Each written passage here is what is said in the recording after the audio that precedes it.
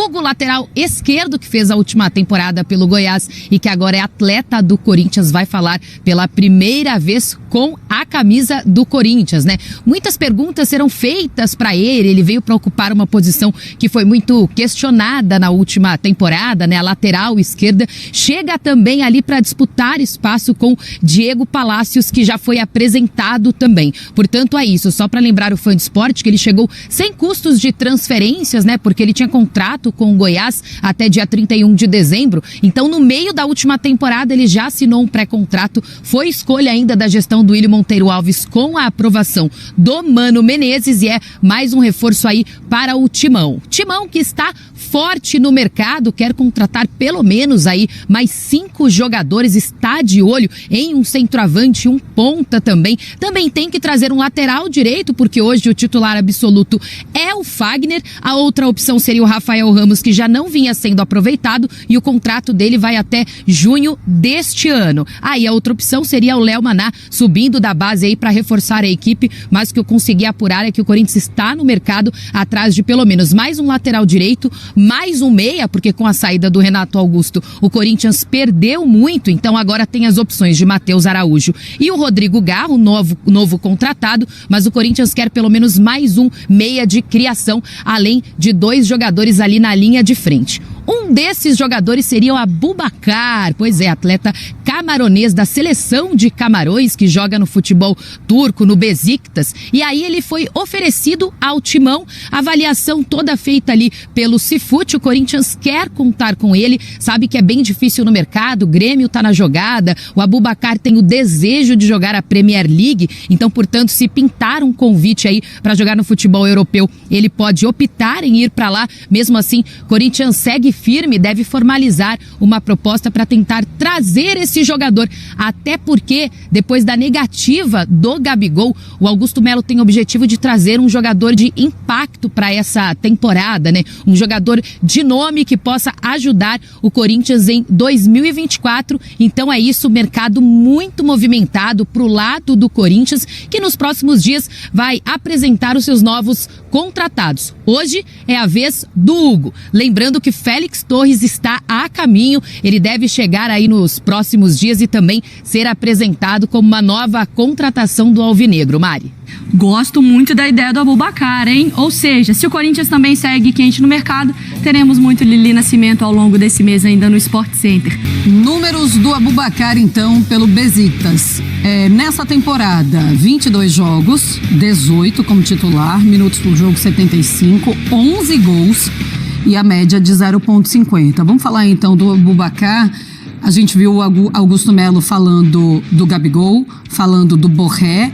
E o que a gente sabe, Zupa, é que o Augusto Melo, ele quer uma contratação, aquela de peso, aquela que o torcedor vai olhar e vai falar, caraca, é esse cara aqui, para resolver o problema do ataque, principalmente do Corinthians, porque é onde agora a fragilidade mora. Você acredita que o Aboubakar pode ser esse jogador? Tenho algumas dúvidas, e lembrando que no caso do Vincent Aboubakar, o movimento é o contrário, né? Como a Lili falou, ele foi oferecido ao Corinthians, como foi ao Grêmio, o Grêmio não levou adiante.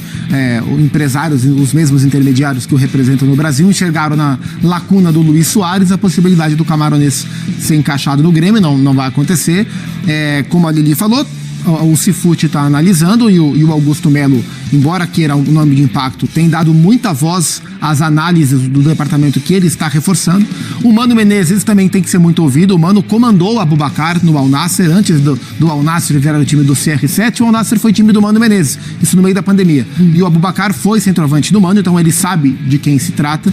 É preciso analisar 3 aspectos quando se fala de um jogador desse porte, desse gabarito, e é um jogador de Copa do Mundo. Vamos lembrar que o Brasil perdeu para Camarões na última Copa, 1-0, gol de quem? Dele, do Aboubakar, né? 3 aspectos. O aspecto financeiro, e é um jogador de nome internacional. Qual seria o tamanho desse pacote para o Corinthians? Segundo, o aspecto comportamental. Que tipo de comprometimento um jogador com esse currículo vai ter para chegar no Brasil? Ele vai enxergar aqui como um lugar de fim de carreira um lugar onde ele vai jogar fácil porque ele é um jogador de nível europeu? 31 anos. 31 anos, ou é um cara que vai enxergar aqui como um desafio importante para ele? Tudo isso tem que ser observado com quem o conhece, por isso o relato do Mano é muito importante. E claro, a avaliação técnica, e a gente tá vendo gols do Aboubakar, tecnicamente, domínio de bola, definição de jogada, ele é muito técnico, ele é um centroavante de ótima definição, de muita qualidade, mas ele é um jogador mais pesadão, ele raramente sai da área, percorre pouquíssimos espaços. Quando a gente olha para o perfil do time do Corinthians, o próprio Yuri Alberto é um jogador de muita movimentação, né? Que não entregou técnica na última temporada, mas é um cara de muita movimentação. O Aboubakar é um cara mais paradão, a bola tem que chegar demais para ele guardar. Então acho que tem que ser analisado tudo com muita cautela. Ele é um grande jogador, ele tecnicamente, claro que pode aportar coisas interessantes ao time do Corinthians, mas eu acho que a análise tem que ser bem mais ampla. E acho que o Corinthians está certo em tratar com muita cautela essa oferta. Se julgar interessante, avança. Eu teria algumas dúvidas, especialmente em relação ao olhar desse tipo de atleta para o futebol brasileiro. O que é que o futebol brasileiro representa para jogadores desse nível, desse currículo, a essa altura da vida? Eu acho isso crucial. Não dá para nenhum clube brasileiro contratar jogador que vem aqui a passeio, que vem aqui achando que é maior do que o cenário. E isso o Corinthians tem que ter muito claro qual é o olhar do atleta para esse momento. E aí, André, pode ser esse nome de impacto? Eu tenho as mesmas dúvidas do Gustavo e acho que nesse caso, porque há uma fonte de informação quase que incomparável em termos de valor, né? Em termos de importância, que é o Mano ter trabalhado com ele durante um período da sua carreira. O Mano conhece o Aboubakar. O Mano é o cara que pode dizer traz ou não traz. A gente não sabe direito se isso é apenas a notícia de um jogador oferecido por um grupo de empresários ao Corinthians e o Corinthians está dando uma olhada, observando para ver se é uma coisa que faz sentido ou não, ou se é uma procura dentro daquilo que está disponível, independentemente de como as coisas são feitas, quem fala com quem que procurou quem, né? Se o Corinthians está seriamente investido na ideia de contratar esse jogador. De um lado ou de outro, seja o que for, o depoimento do Mano, que o conhece, e quem é que pode falar que conhece o Aboubakar? Né? Porque naquilo que o Gustavo disse em relação aos aspectos que precisam ser observados, existe um fator do desconhecido muito sério, né? Muito importante quando se trata de um jogador que joga na sua seleção, a gente o conhece, joga na Europa, mas não num grande centro, e poderia vir ao Brasil aos 31 anos com ideias que talvez não sejam aquelas que têm como prioridade os interesses do clube que o contrata. Então, o Mano vai poder falar, se o Corinthians realmente quiser se aprofundar nessa contratação, se vale a pena ou não. Olha, aí teve caso de polícia lá no centro de treinamento Joaquim Grava do Corinthians, porque foram encontrados câmeras de segurança escondidas.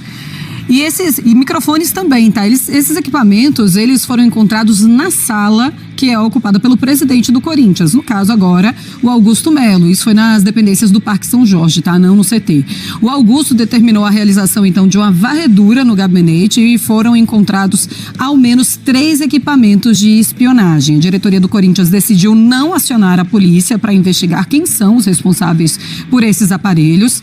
Pessoas próximas afirmam que a atual diretoria não deseja prejudicar a imagem do clube, mas o ex-presidente do Corinthians, o Duílio Monteiro Alves, abriu sim um boletim de ocorrência para que a denúncia seja investigada. Afinal, primeira ideia que se teve é que a antiga gestão tivesse colocado esses equipamentos na sala da presidência, e o Duílio se defendeu, disse que ele também poderia ter sido alvo desses equipamentos, alguém que quisesse ouvir e ver o que estava acontecendo ali na sala da presidência. Zupa. Isso é muito grave, né? E a imagem do clube já é afetada com isso, né? Então isso aconteceu na CBF também, na época das denúncias contra o Rogério Caboclo, o ex-presidente que foi afastado por denúncia de assédio sexual. Encontraram escutas por dentro de paredes, de isolamento acústico, de salas da CBF. Isso acontece agora no Corinthians, depois dessa varredura que a nova diretoria fez. Isso é péssimo para a imagem do clube, né? Isso mostra que, de alguma forma, alguém com